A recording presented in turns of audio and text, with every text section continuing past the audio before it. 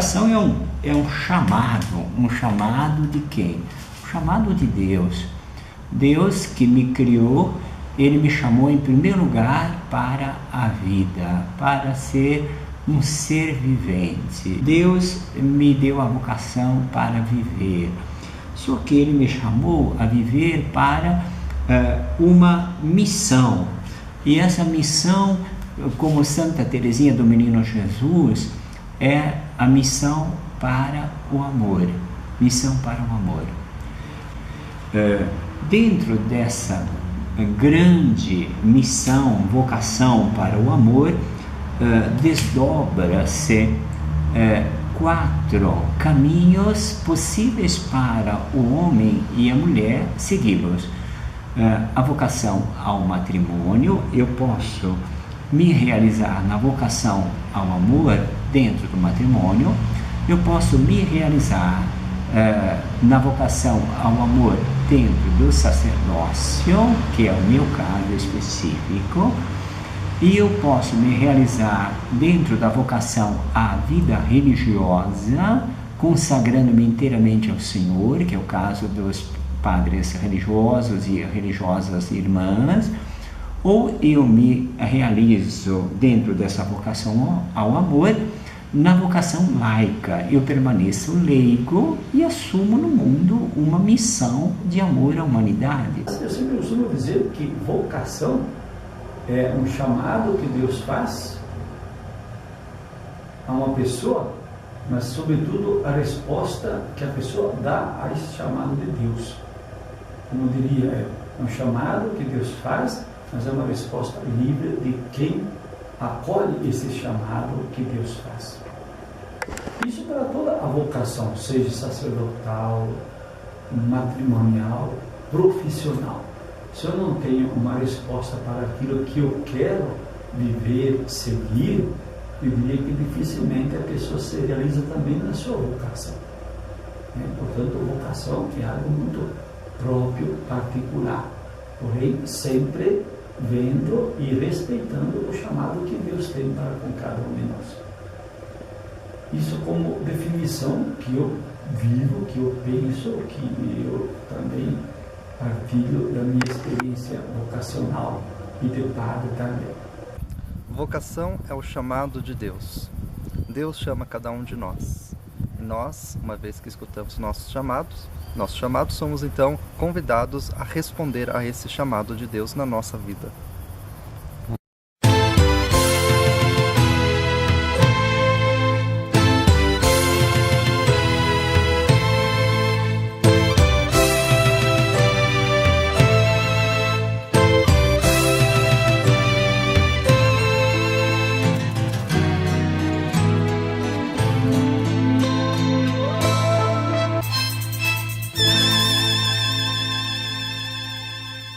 Quando eu tinha mais ou menos 16 anos, após ser crismado, eu comecei a participar de um grupo de jovens e comecei a fazer teatro.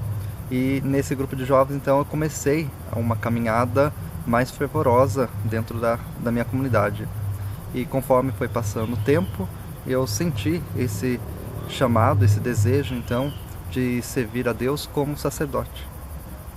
Aí eu procurei um direcionamento vocacional, fiz encontros vocacionais com os franciscanos e depois de um ano, então eu decidi que queria fazer a experiência de entrar no seminário para então fazer a experiência da vida religiosa como franciscano.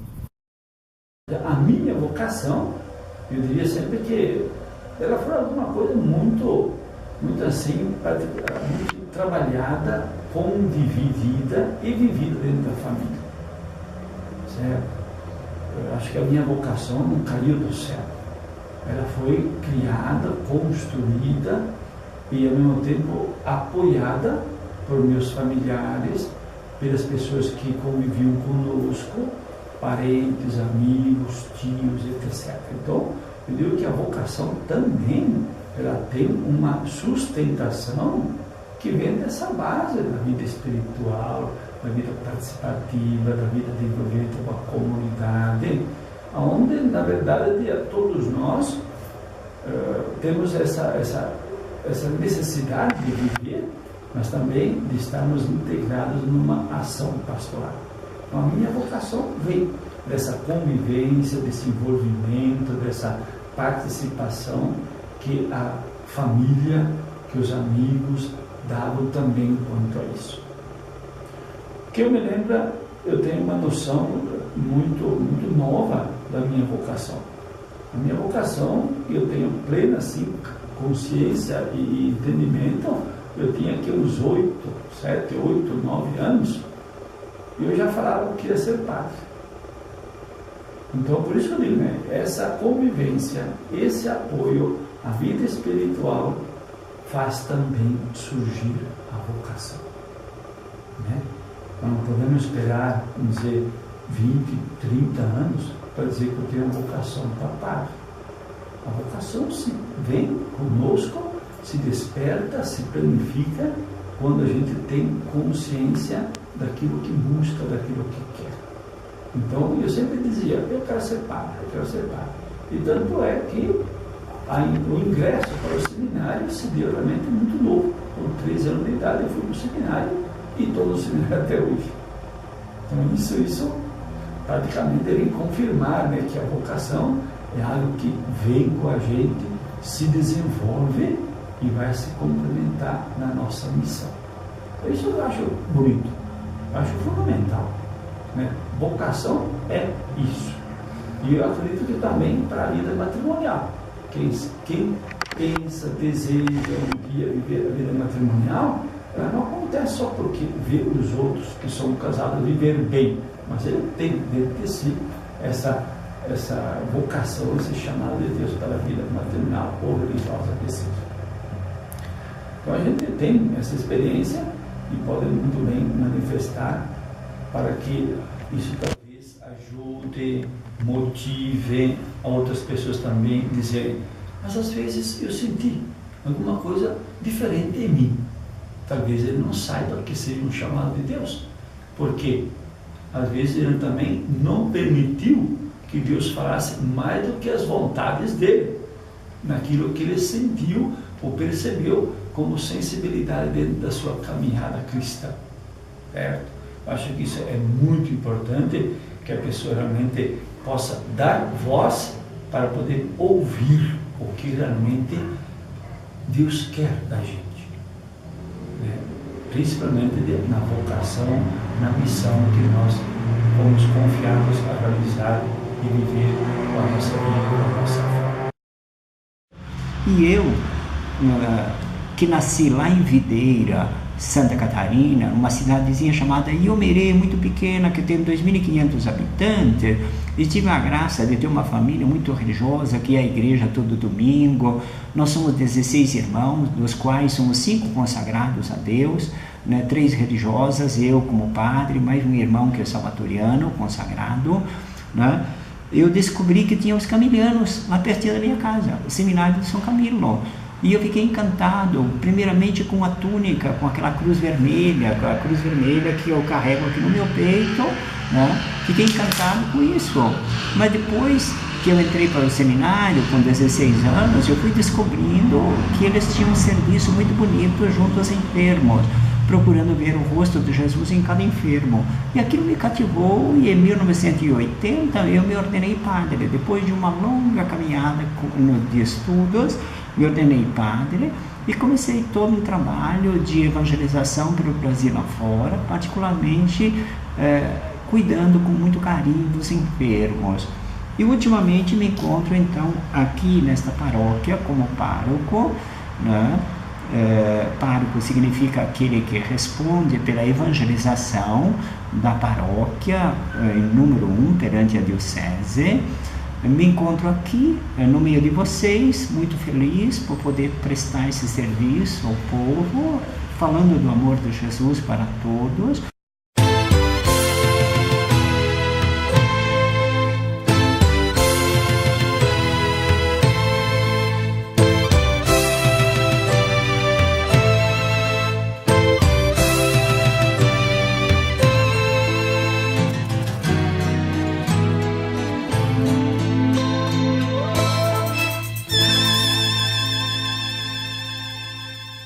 Bom, Bom, como franciscano, há várias possibilidades de trabalho.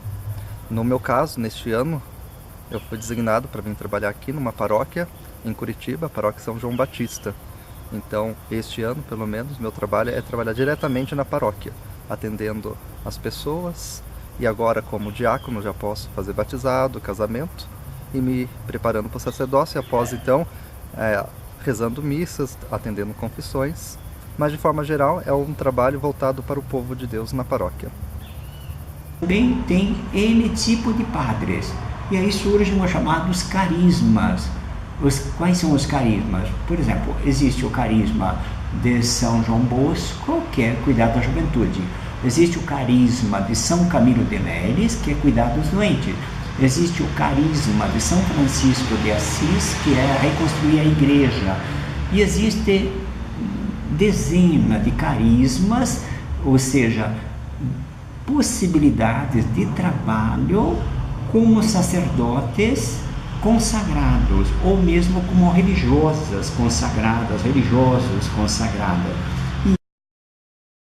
Muita gente me perguntou, mas por que ser camiliano?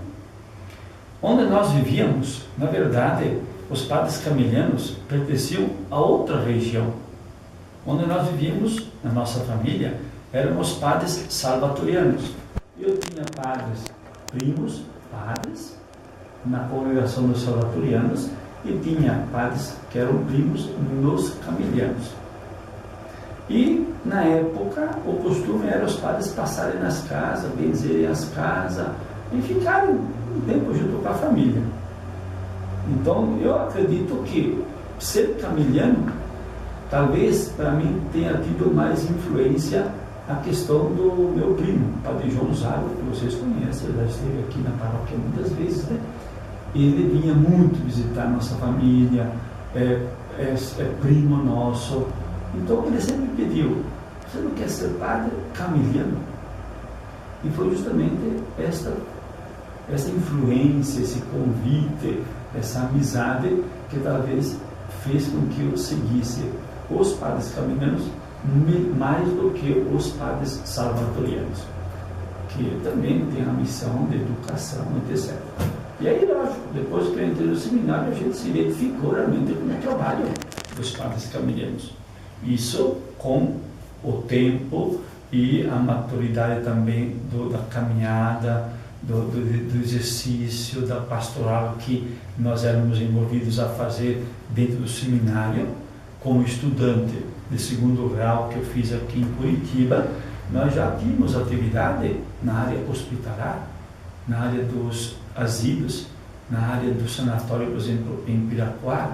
Nós dávamos banho aos leprosos, aos idosos nos asilos e visitávamos também as pessoas nos hospitais. Então isso foi despertando também mais a vocação para o exercício do Ministério da Caridade, que São Camilo sempre viveu, que é, diria, o ideal dos padres camilianos. Trabalhar com enfermos e praticamente nos hospitais. Então, eu diria que isso teve uma motivação do nosso primo Padre João Zago muito forte, da minha parte, pelo menos.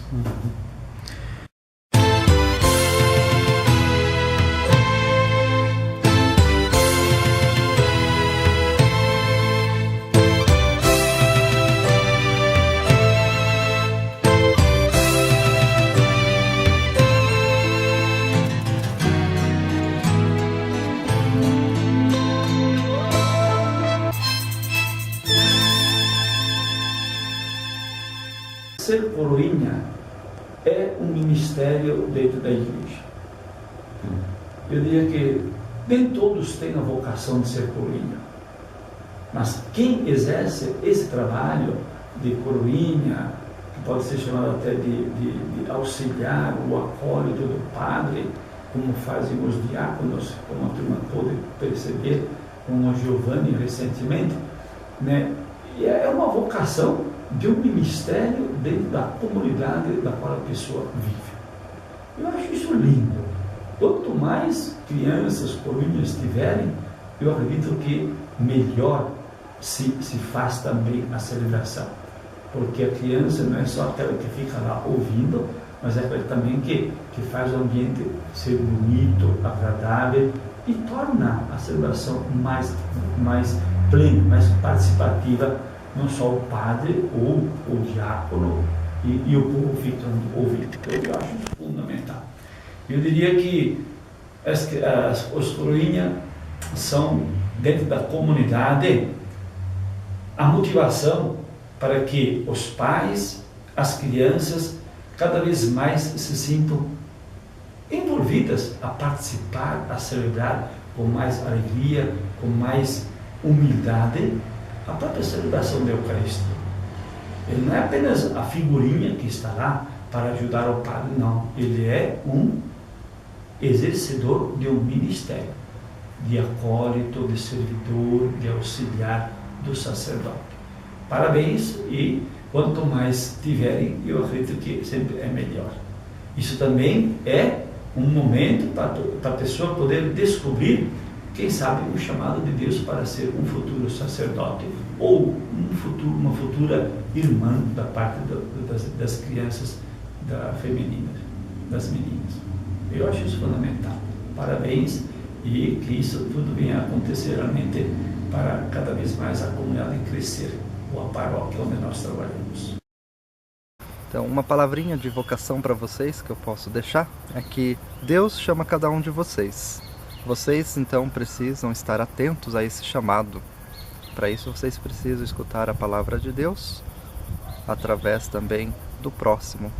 Ouvir o que Deus propõe a cada um de vocês e descobrir, então, a sua missão.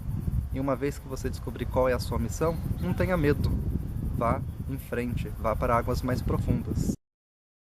E eu desejo, para finalizar, a vocês jovens, meninos e meninas, que vocês descubram que ninguém foi criado para nada, que vocês percebam que vocês foram criados por um projeto de amor. E faço votos que o Espírito Santo toque no coraçãozinho de cada um de vocês, para que vocês possam fazer melhor história de amor no mundo, com a vida que vocês receberam, seja no casamento, seja no sacerdócio, mesmo na vida religiosa, ou mesmo como laicos, que vocês possam fazer a melhor história de amor, escrever com a vida, escrever com o coração, com a mente, enfim, com todo o corpo de vocês, uma história de amor para Deus e para a humanidade. Eis os votos, meus votos para vocês, queridos jovens.